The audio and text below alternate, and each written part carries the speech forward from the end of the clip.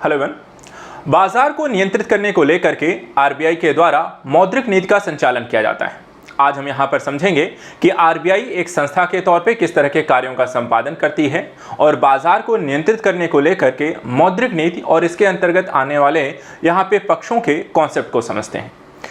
काफ़ी सारे क्वेश्चन हैं जो कि यहाँ पर इस टॉपिक से रिलेट होकर पूछे जाते हैं, इसलिए हम इन टॉपिक्स को स्टडी कर लेते हैं, इनके कॉन्सेप्ट को एक बार समझ लेते हैं। सबसे पहले आरबीआई को जानते हैं। आरबीआई एक संस्था के तौर पर किस तरीके के कार्यों को यहाँ पर करती है। जैसा कि आप सभी को यहाँ पर पता होगा, केंद्रीय बैंक भारत हर एक देश का अपना एक केंद्रीय बैंक होता है। उसी तरीके से भारत का अपना केंद्रीय जो बैंक है उसको हम आरबीआई के नाम से जानते हैं। इसकी स्थापना जो हुई थी आरबीआई एक्ट 1934 के माध्यम से 1 अप्रैल 1935 को स्थापित किया गया। इसका राष्ट्रीयकरण कब किया गया? 1 जनवरी 1949 को आरबीआई का राष्ट्रीयकरण कर दिया गया और एक राष्ट्रीय संस्था के रूप में यह कार्य करने लगी। रिजर्व बैंक ऑफ इंडिया ने 1947 तक यहां पर देखा जाए बर्मा यानी म्यांमार सरकार था, 1948 तक यहां पे पाकिस्तान सरकार के बैंकर के रूप में भी देखा जाए तो आपको कार्य किया हुआ है। ठीक है, ये भी दो पक्ष यहां पर हमें समझने हैं। इसके बाद आरबीआई के प्रथम गवर्नर का नाम आपको पता होना चाहिए, वो ऑसबोर्न स्मिथ रहे हैं। इसके साथ राष्ट्रीयकरण के समय देखा जाए तो 1 जनवरी 1949 के समय इसके जो गवर्नर थे उनका नाम था सीडी देशमुख। और जैसा कि आप सभी को पता है आरबीआई का जो लेखा वर्ष होता है 1 जुलाई से यहाँ पर 30 जून तक होता है। वर्तमान गवर्नर के बारे में आपको पता है, शक्तिकांत दास हैं। आइए समझते हैं अब इसके प्रमुख कार्यों को लेकर कि आरबीआई के प्रमुख कार्य क्या क्या है। इसमें देखा जाए पत्र मुद्रा का निर्गमन यानी कि जो मनी होती है उसकी सप्लाई करना, और इसके तहत ये 2 रुपए से लेकर के 10,000 यहाँ पे अब 2000 की भी नोट यहाँ पे आपको बंद कर दी गई। बेसिकली वो कर तो सकते हैं 10,000 तक के नोटों का निर्गमन कर सकते हैं, लेकिन वर्तमान समय में देखें जो कितने नोटों का निर्गमन कर रहे हैं तो उसमें आपको 2 रुपए से लेकर के 500 रुपए तक का यहाँ पे वो नोटों का निर्गमन कर रहे हैं। और कर सकते हैं के संदर्भ में देखा जाए तो 10,000 तक का कर सकते हैं। इसके अलावा सरकार के बैंकर के रूप में केंद्र और राज्य सरकारों के बैंक के रूप में भी ये कार्य करते हैं। सिर्फ केंद्र के रूप में नहीं बल्कि राज्यों के बैंक के रूप में भी देखा जाए तो ये कार्य करता है। इसके अलावा आरबीआई को हम बैंकों का बैंक कहते हैं क्योंकि सभी बैंकों का जो होता है लेन देन या कह सकते हैं नियम निर्देशन यहाँ पे आरबीआई के द्वारा ही किया जाता है। यह बैंकों के अंतिम ऋणदाता की भूमिका का भी वहन करता है या कार्य का संपादन करता है। अर्थव्यवस्था में देखें तो साख नियंत्रण के लिए यह मौद्रिक नीति के निर्माण का भी यहाँ पर कार्य करता है। इसके अलावा रिजर्व बैंक के द्वारा रुपए की तुलना विदेशी मुद्रा के विनिमय दर से उनको नियंत्रित करना, विदेशी मुद्रा भंडार का यहाँ पे परिरक्षक के रूप में भी कार्य करता है। जैसे कि डॉलर के मुकाबले रुपया का या रुपए के मुकाबले डॉलर के विनिमय कितना होगा, $1 में कितने रुपए यहाँ पर आपको निर्देशित हो रहे हैं, कितना यहाँ पर विनिमय होता है। कई बार हम देखते हैं कि डॉलर के मुकाबले रुपया जो होता है बहुत ज़्यादा गिर जाता है, उसके मूल्य यहाँ पर ह्रास होने लगता है, तो ऐसी स्थितियों को नियंत्रित करने का भी काम यहाँ पर आरबीआई करती है। लेकिन ये सारा काम करती कैसे है, तो इसके लिए यहाँ पर वो मौद्रिक नीति का सहारा लेती है। मौद्रिक नीति क्या है आइए समझते हैं। देखिए, मौद्रिक नीति जो है वो बाजार को नियंत्रित करने को लेकर के आरबीआई के द्वारा संचालित किए जाने में कुछ टूल्स का यहाँ पर एक समूह होता है जिसे हम मौद्रिक नीति कहते हैं। मौद्रिक नीति में देखा जाए तो आपको 2 तरीके के पक्ष यहाँ पर होते हैं, एक जिसको हम कहते हैं परिमाणात्मक या मात्रात्मक और दूसरा जो होता है वो गुणात्मक। परिमाणात्मक जहाँ पर देखा जाए संख्या, डेटा या कह सकते हैं नंबर्स में आपको चेंज करने के आधार पर चीज़ें परिवर्तित होती हुई दिखाई देती हैं, जबकि जो गुणात्मक स्थितियाँ होती हैं इसमें नंबर डेटा का खेल तो नहीं होता है, लेकिन एक दबावकारी परिस्थितियाँ जो होती हैं क्रिएट करके यहाँ पे परिवर्तन लाने का प्रयास किया जाता है। एक चीज़ और यहाँ पर अगर हम देखें परिमाणात्मक के अंतर्गत कौन कौन से उपायों का यहाँ पे सहारा लिया जाता है, तो आप यहाँ पे देख सकते हैं जैसे कि बैंक दर हो गई, सीमांत स्थायी सुविधा दर यानी कि MSF हो गया। इसके अलावा खुले बाजार की क्रियाएं जिसे हम OMO कहते हैं, तरलता समायोजन सुविधा यानी कि LAF जिसमें हम रेपो रेट और रिवर्स रेपो रेट को देखते हैं। साथ ही साथ देखा जाए तो यहाँ पे परिवर्तनीय कोष अनुपात VRR जिसमें हम नगद कोष अनुपात यानी कि CRR और वैधानिक तरलता अनुपात यानी कि SLR को शामिल करते हैं। इसी तरीके से यदि आपसे पूछा जाए गुणात्मक कौन कौन से यहाँ पर आपके उपाय आरबीआई के द्वारा किए जाते हैं, तो इसमें आप देख सकते हैं न्यूनतम सीमा का मार्जिन किसके लिए कितना यहाँ पर देना है उसका निर्धारण कर देना, आरबीआई के द्वारा बैंकों पर नैतिक दबाव बनाना, साख मांग मापदंड का निर्धारण कर देना, हर एक बैंकों के कितने यहाँ पर क्रेडिट हो सकती है इसका निर्धारण करके के साख की स्वीकृतिकरण योजना इत्यादि के माध्यम से। तो एक तरीके से यहाँ पर आरबीआई अलग अलग माध्यम से बाजार को, बैंकों को नियंत्रित करती है। इसके साथ साथ मुद्रा तरलता को भी यहाँ पर नियमित करती है। गुणात्मक तरीकों की तुलना में देखा जाए तो हमेशा क्या होता है, जो मात्रात्मक तरीके होते हैं वो ज़्यादा आपको प्रभावी होते हैं। मात्रात्मक तरीके में देखा जाए तो एसएलआर और सीआरआर में आपको परिवर्तन अनिवार्य रूप से तरलता को प्रभावित करेगा, जबकि यदि आरबीआई के द्वारा बैंक दर को परिवर्तित किया जाए या रेपो रेट को परिवर्तित किया जाए, रिवर्स रेपो रेट खुले बाजार क्रियाओं में ऐसी अनिवार्यता आपको प्रभावी रूप से दिखाई नहीं देती है। हाँ, repo rate, reverse repo rate जो होते हैं तरलता समायोजन के अल्पकालिक और एवं बैंक दर, सीआरआर और खुले बाजार की जो क्रियाएं हैं वो दीर्घकालिक प्रभाव के लिए यहाँ पर प्रयोग किए जाते हैं। तो दोनों, अर्थात अगर शॉर्ट टर्म के लिए किसी चीज़ को बाजार में नियंत्रण लाना हो तो repo rate, reverse repo rate काम आ जाते हैं, और लॉन्ग टर्म के लिए अगर यहाँ पर बाजार को नियंत्रित करना हो तरलता समायोजन के संदर्भ में तो आरबीआई किसका प्रयोग करेगी, किसमें परिवर्तन लेकर आती है, बैंक दर हो गया, खुले बाजार की क्रियाएं इत्यादि का वहाँ पर प्रयोग करती है। आइए इन्हीं में से कुछ कॉन्सेप्ट को भी समझते हैं एक एक करके। सबसे पहले कई बार आपसे क्वेश्चन एग्जाम में पूछा जाता है लाइक बैंक दर क्या होती है, ठीक है, सीमांत अस्थायी सुविधा दर क्या होती है। तो चलिए इनके कॉन्सेप्ट को एक एक करके थोड़ा समझते चलते हैं। सबसे पहले बैंक दर क्या होता है। देखिए, बैंक दर वह दर होती है जिसमें रिजर्व बैंक, ध्यान रखिएगा यहाँ पे कॉन्सेप्ट में कौन किसको क्या दे रहा है यही पे मेन मुद्दा होता है। तो वह दर जिस पर रिजर्व बैंक बिलों की पुनर्कटौती करता है और उसे बैंक दर यहाँ पर कहा जाता है। बिलों की पुनर्कटौती के संदर्भ में किसके द्वारा, आरबीआई के द्वारा किया जाता है। इसमें देखा जाए यह वह दर होती है जिस पर रिजर्व बैंक वाणिज्यिक बैंक को दीर्घकालिक ऋण देता है, ठीक है। तो आरबीआई किसको देगा, अन्य बैंकों को, ठीक है। जो ऋण देगा वो कैसा होगा, दीर्घकालिक, लॉन्ग टर्म होगा।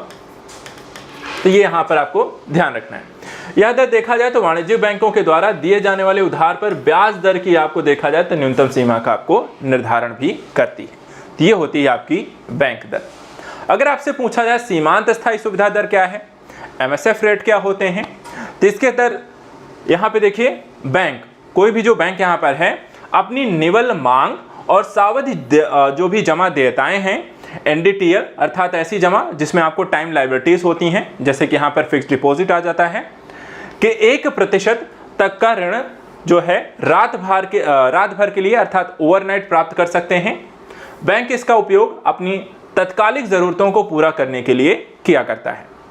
एमएसएफ दर का निर्धारण जो होता है वो भी कौन करेगा, आरबीआई के द्वारा ही किया जाता है। तो यहाँ पर बैंकों को अपनी तत्कालिक रात भर की जरूरतों का, अर्थात अचानक से कोई बहुत बड़ा लेन देन यहाँ पर करना हो, उनके लिए इतनी पूंजी उनके पास ना हो, तो रात भर में किसी बैंक से यहाँ पर उधार लेकर उन्हें सुबह कहते हैं हम आपको वापस कर देंगे, तो एक दिन के संदर्भ में वहाँ पर ये प्रक्रिया संचालित की जाती है जिसे हम एमएसएफ कहते हैं। और इसकी जो बैंक रेट यहाँ पर जो भी मतलब कह सकते हैं कि रेट आपको निर्धारित होगा ऋण ब्याज का, वो आपको आरबीआई निर्धारित करेगी। इसके बाद कई बार आपके एग्जाम में पूछा जाता है प्रधान उधारी दर क्या होती है। तो इसको हम कहते हैं वह न्यूनतम दर जिस पर कोई भी बैंक अपने सबसे विश्वसनीय ग्राहक को यहाँ पर उधार देगा, उसे हम कहते हैं प्रधान उधारी दर, जिसे हम प्राइम लेंडिंग रेट भी कहते हैं, पीएलआर भी आपको शॉर्ट फॉर्म में सुनने को मिलता है। चलिए, ये छोटे छोटे कॉन्सेप्ट हो गए, और भी इसमें आते हैं, जैसे कि बेस रेट क्या होता है, ठीक है। बेस रेट काफी यहाँ पे चर्चा का विषय रहता है और आपको ये पता होना चाहिए कि बेस रेट क्या होता है। तो आरबीआई जो होती है, जैसे हमने देखा कि प्रधान लेंडिंग राइट अर्थात पीएलआर प्रणाली के स्थान पर जुलाई 2010 से यहाँ पर क्या प्रयोग कर रही है, आधार दर का प्रयोग यहाँ पे आरबीआई के द्वारा लागू किया गया है। और इसमें क्या होता है, वही किया जाता है, अर्थात आधार दर वह दर है जिससे नीची ब्याज दर पर कोई भी बैंक उधार नहीं दे सकता। अर्थात यदि आरबीआई के द्वारा बैंक दर 4% कर दिया गया तो कोई भी बैंक अपने ग्राहकों को 4% से नीचे की ब्याज दर पर आपको लोन नहीं देगी। तो ये एक होता है बेस रेट होता है, ये सबसे न्यूनतम आपको होता है, इससे ज्यादा ही मिलेगा, इससे कम पे आपको ऋण ब्याज नहीं मिलेगा। तो इस तरीके से इसमें आधार दर का निर्धारण जो होता है फंड की लागत के अनुसार होता है। इसका उद्देश्य बैंकिंग सिस्टम की उधार देने की दरों में पारदर्शिता को लाना है।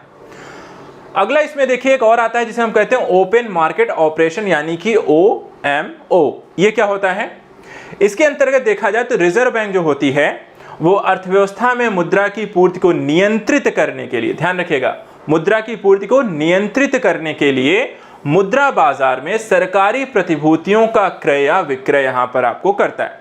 तो एक तरीके से ध्यान रखिए, खुले बाजार के अंतर्गत था कि यहां पे आरबीआई बैंकों के थ्रू मार्केट में इसमें नहीं जाएगी, आरबीआई सीधे मार्केट में यहां पर जाती है, गवर्नमेंट सिक्योरिटीज को यहां पर सेल करती है और लोगों से जो उनके पास पैसा होता है उसको वहां पर कलेक्ट कर लेती है। इस तरीके से मार्केट में जो होता है, जो मुद्रा की तरलता था ज्यादा हो गई है, उसको यहां पर सोख लेने की प्रक्रिया या कम करने या संतुलित करने का प्रयास किया जाता है, जिसे यहां पर कहते हैं ओपन मार्केट ऑपरेशन। ये कह सकते हैं कि त्वरित गति से यहां पर मुद्रा तरलता को नियंत्रित जब करने का प्रयास किया जाता है, तो यहाँ पे आरबीआई डायरेक्ट यहाँ पे ग्राहकों को यहाँ पे कुछ चीज़ों को सेल कर सकती है, जैसे हम ओपन मार्केट ऑपरेशन कहते हैं।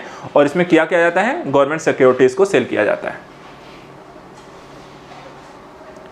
इसके बाद आता है तरलता समायोजन सुविधा, एलएएफ क्या होता है। देखिए, एलएएफ को हम कहते हैं या बैंकों की अल्पकालिक तरलता को वांछनीय रूप से समायोजित करने के लिए एक प्रभावी मौद्रिक अस्त्र के रूप में आरबीआई के द्वारा प्रयोग किया जाता है, जो बैंकों को पुनर्ग्रह समझौते के आधार पर उधार लेन देन करने की प्रक्रिया संचालित करने में सहायक होता है।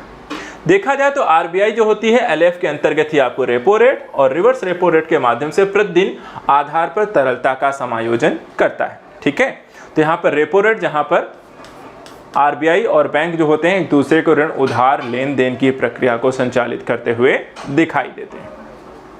तो जब बैंक आरबीआई से लेगा रेपो रेट, जब वही आरबीआई बैंकों को देगा रिवर्स रेपो रेट, तो यहाँ पर इस तरीके से प्रतिदिन समायोजन होता है। इसके अलावा कई बार समितियों, नरसिम्हन समिति या इस तरह की जो समितियाँ गठित की गई हैं, इनके सिफारिशें भी आपको एग्जाम में पूछ ली जाती हैं। तो आइए नरसिम्हन समिति द्वितीय के द्वारा 1998 की उनकी सिफारिश को देखते हैं, जो कि एलएएफ को लागू करने के संदर्भ में की गई थी। क्या क्या था, जैसे कि रेपो तथा रिवर्स रेपो रेट के संदर्भ में नरसिम्हन समिति का सुझाव था कि वह दर जिस पर कोई भी वाणिज्यिक बैंक देश के केंद्रीय बैंक से अपनी अल्पकालिक आवश्यकताओं की पूर्ति के लिए उधार लेता है, तो यहाँ पर उसे हम रेपो रेट कहेंगे। ठीक है, तो सिंपल सा है यहाँ पे आरबीआई और बैंक।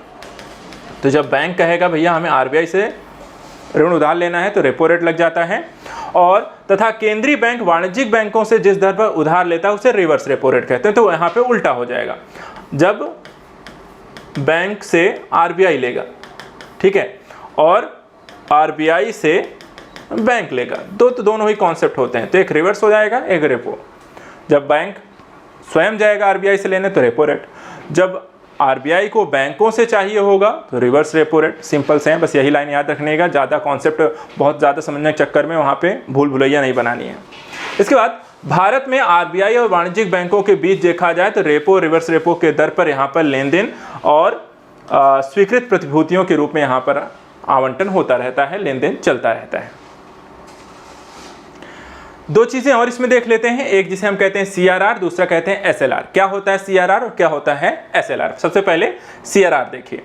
जब अनुसूचित बैंकों के द्वारा रिजर्व बैंक के पास अपनी संपूर्ण जमा देयता, जिसमें हम मांग जमा भी शामिल होती है और समय जमा भी शामिल होती है, दोनों तरह की जमाएं, एक निश्चित अनुपात यानी कि नगद के रूप में रखना होता है।